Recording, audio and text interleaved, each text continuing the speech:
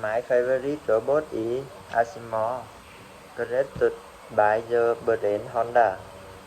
Asimov had many important parts such as a head-with sensor and camera, arm and leg for movement, and a strong body made of lightweight material. This robot can work, run, climb stairs, and even recognize face and voice. Asimov looks like a small astronaut with a white body and a backpack like part on its back.